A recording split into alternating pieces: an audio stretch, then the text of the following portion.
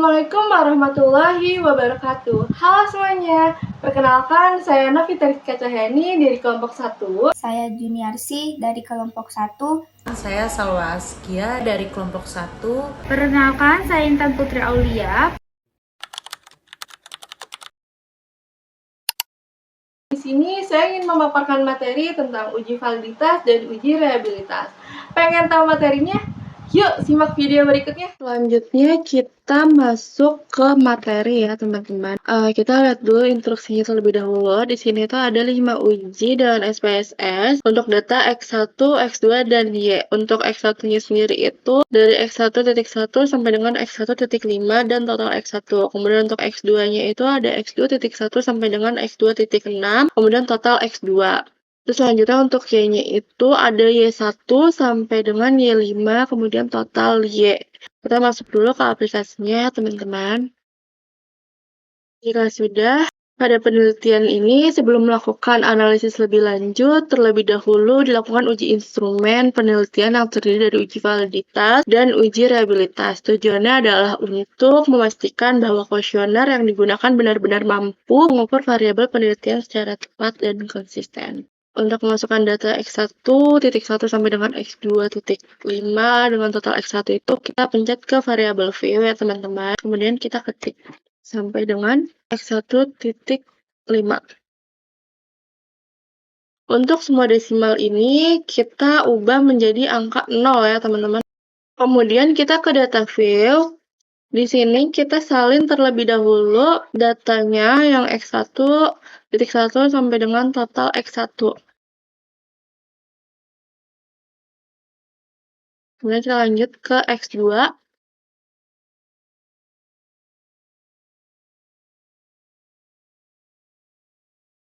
Lalu kita lanjut ke Y1 sampai dengan total Y.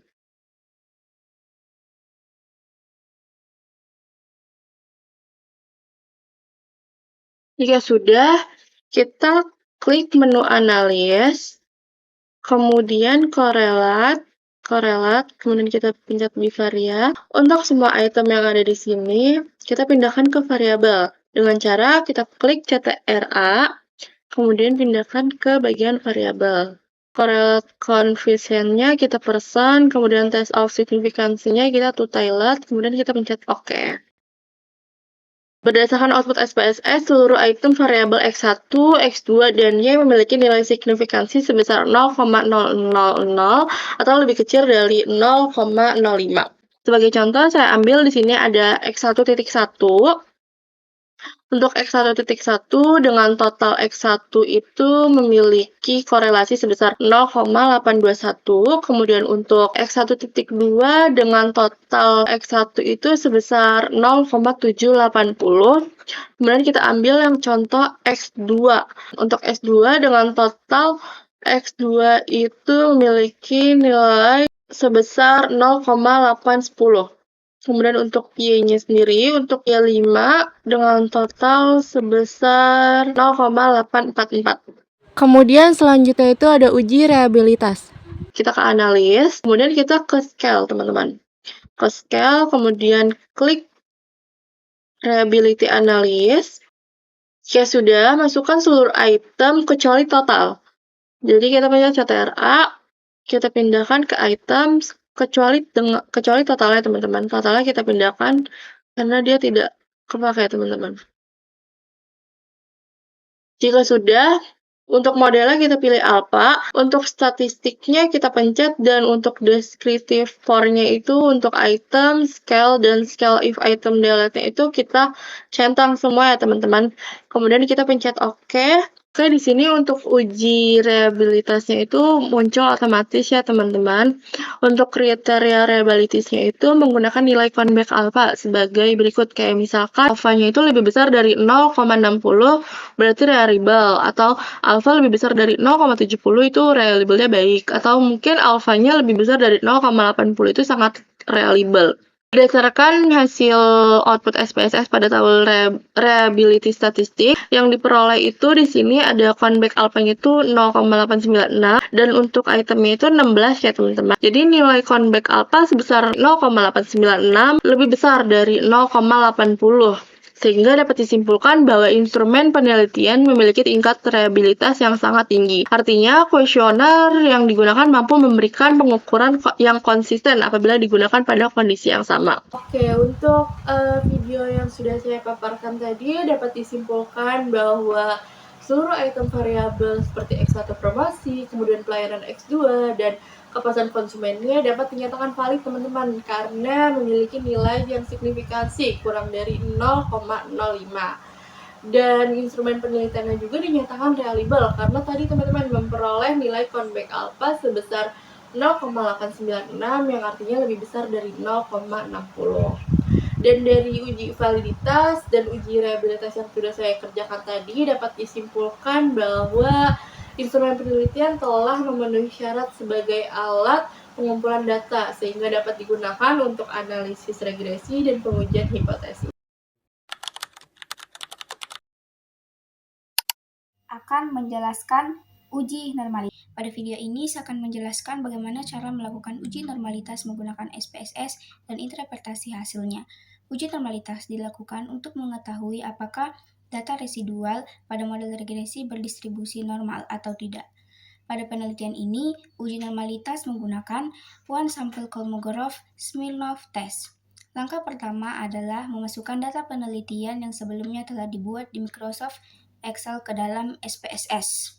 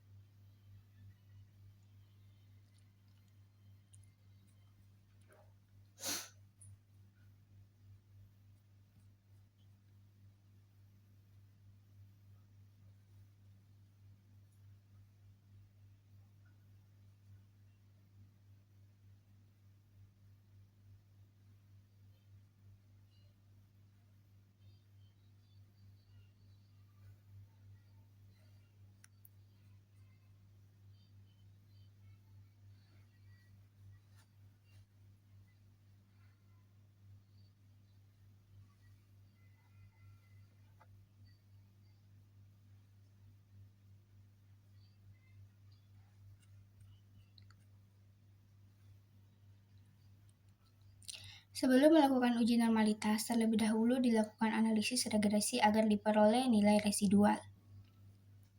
Sebelum itu, kita merubah nama pada variabel.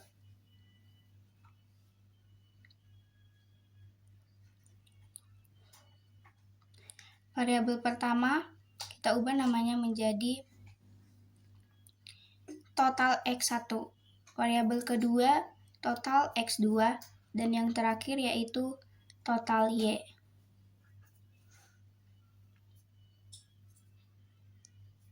Lalu kita ubah semua desimal menjadi 0.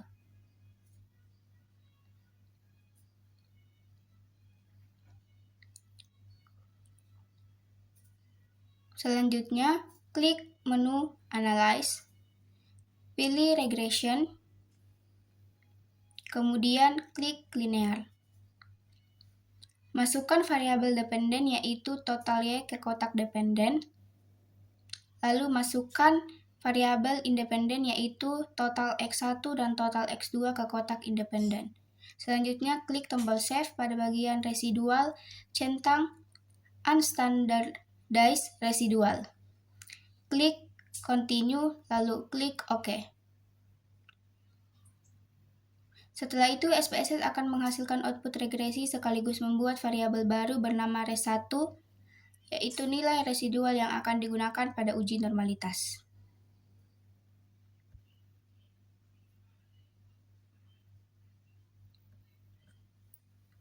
Langkah berikutnya, setelah residual terbentuk, langkah berikutnya adalah melakukan uji normalitas. Caranya, klik menu Analyze, pilih non-parametric test, pilih legasi dialog,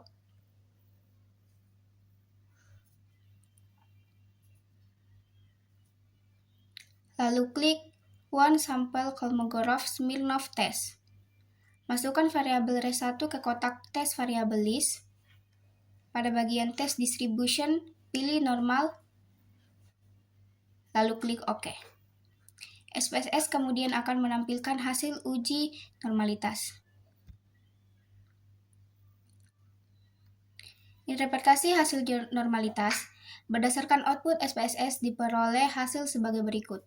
Jumlah sampel N sebanyak 144, nilai Kolmogorov-Smirnov test statistik sebesar 0,066, nilai signifikan 2 Taillet sebesar 0,200. Dasar pengambilan keputusan pada uji normalitas adalah jika nilai signifikasi lebih besar dari 0,05, maka data berdistribusi normal. Akan tetapi, jika nilai signifikasi lebih kecil dari 0,05, maka data tidak berdistribusi normal.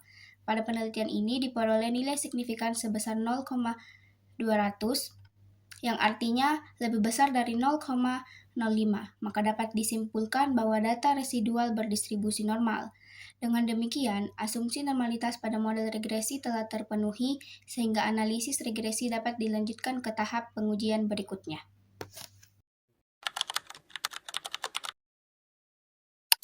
Melakukan uji analisa korelasi dan determinasi parsial dan berganda, dan saya juga akan melakukan uji regresi berganda dan hipotesis uji F. Saat ini saya akan melakukan uji korelasi dan determinasi parsial dan berganda. Pertama-tama, korelasi adalah uji yang digunakan untuk melihat seberapa kuat hubungannya antara variabel. Untuk determinasi adalah uji yang digunakan untuk melihat berapa persen pengaruhnya. Caranya itu, sebelumnya saya sudah memasukkan variabel yang sudah diberikan Bapak. Untuk melakukan uji korelasi dan determinasi parsial, caranya seperti berikut. Pertama, kita ke bagian analis, terus setelah ke analis itu kita ke correlate, terus ke bivariate. Setelah itu kita masukin bagian totalnya saja ke bagian variabel, total X1, total X2, terus total Y. Kita klik OK. Nah, kita sudah mendapatkan nilai korelasinya.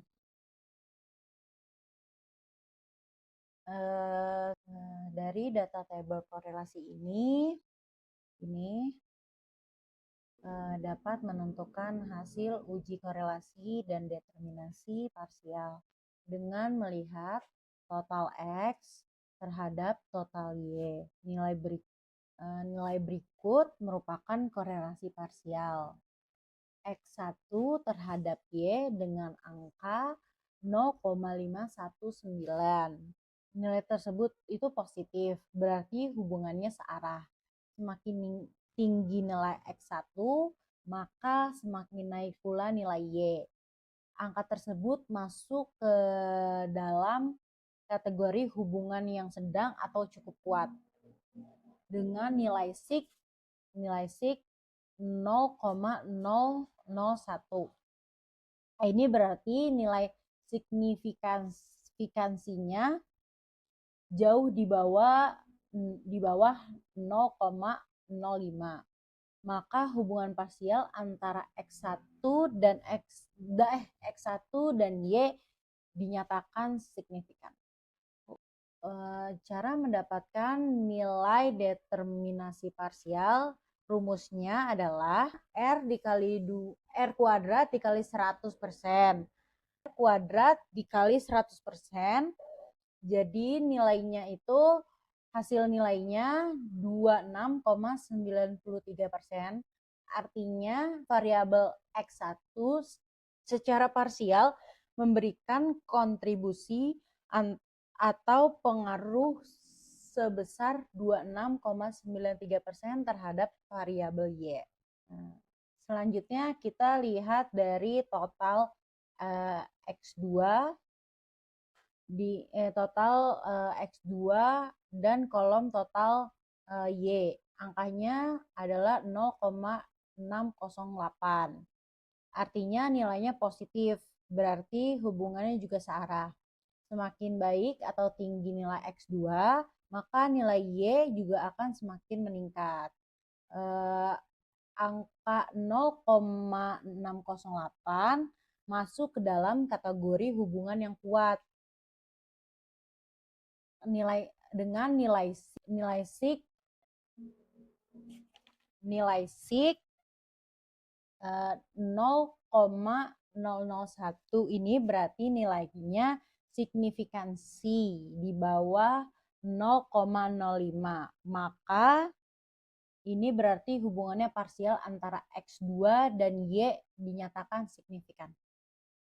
Selanjutnya itu menentukan hasil determinasi parsial X2 terhadap Y. Rumusnya sama, 2 kuadrat dikali 100. Hasilnya itu 36, dihitung-hitung 36,96%. Artinya variabel X2 secara parsial berkontribusi memberikan pengaruh sebesar 36,96% terhadap variabel Y.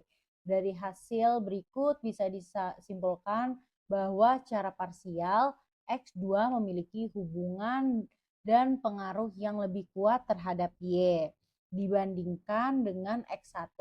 Dua-duanya sama-sama berpengaruh secara signifikan karena nilai sig mereka 0,001.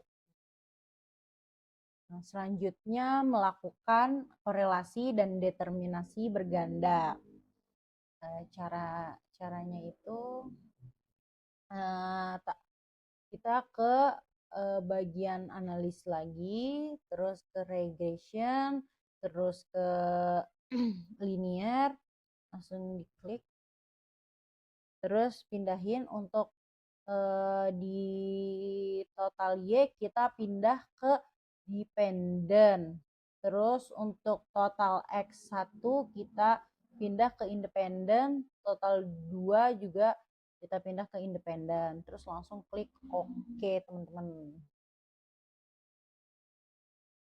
Dari data berikut untuk melihat nilai korelasi dan determinasi berganda cukup melihat tabel model summary.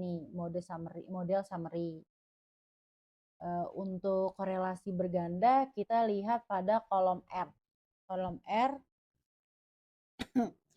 R dengan angka 0,634 menunjukkan adanya hubungan yang kuat antara variabel X1 dan X2 secara simultan atau bersama-sama terhadap variabel Y. Hubungannya bernilai positif, yang berarti jika kombinasi X1 dan X2 meningkat, maka nilai Y juga akan ikut naik. Untuk mendapatkan nilai determinasi berganda bisa dilihat di bagian kolom R². Angkanya yang didapat 0,402. Angka tersebut jika diubah ke persen, nilainya menjadi 40,2%. Ini menunjukkan bahwa variabel X1 dan X2 secara bersama-sama memberikan kontribusi atau pengaruh sebesar 40,2% terhadap variabel Y. Sedangkan sisanya yaitu sebesar 59,8% dipengaruhi oleh variabel lain di luar model penelitian ini. Selanjutnya saya akan melakukan uji regresi berganda dan hipotesis uji F. Pertama-tama kita ke bagian analis terlebih dahulu, analis dulu, terus regression, terus ke linear. Terus kita masukin untuk total Y ke bagian dependent, total X ke independent, terus untuk total X2 di independent. Terus kita langsung klik OK. Nah, setelah dapat variabelnya, untuk mendapatkan hasil hipotesis uji F, terlebih dahulu kita mencari nilai F table-nya dengan cara nilai DF dikurang 2 dikurang 1 sama dengan 140. 140 jika dicari di tabel F, maka nilainya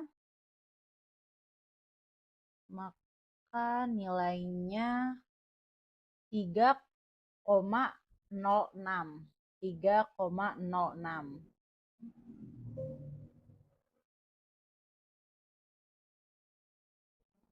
Untuk F hitungnya bisa dilihat di bagian di variabel F. 47,459. Maka dari itu F table lebih kecil daripada F hitung, maka hasilnya HO ditolak dan HA diterima.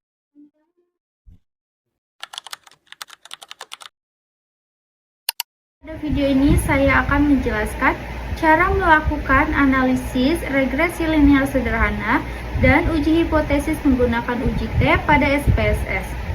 Selanjutnya, langkah pertama di sini saya sudah menyiapkan data, ya, data penelitian di Microsoft Excel. Data yang akan digunakan dalam analisis yaitu total X1, X2 dan Y. Selanjutnya kita akan buka aplikasi SPSS, lalu pada kolom variabel view kita masukkan X1, X2 dan Y. Pada kolom tipe saya pakai numerik, desimalnya saya turunkan ke 0 semua.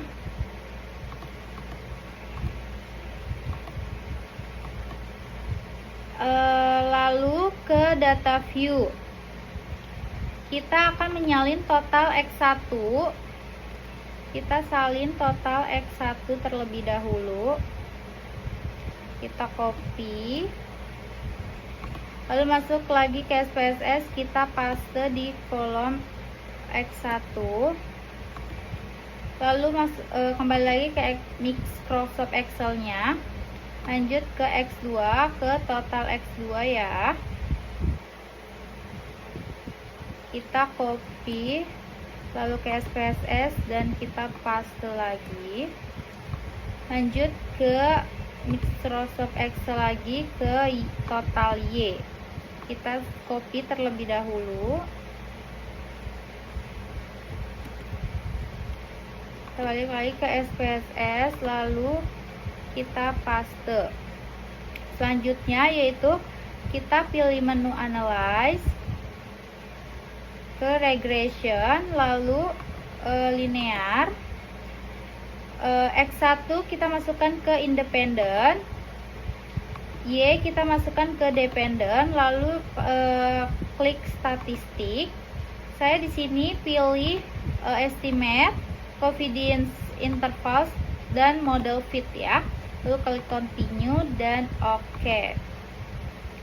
Di sini sudah terlihat ya hasilnya. Lalu ke hasil analisisnya ya. Di model summary ini, pada model summary ini diperoleh nilai R-square yaitu 0,254.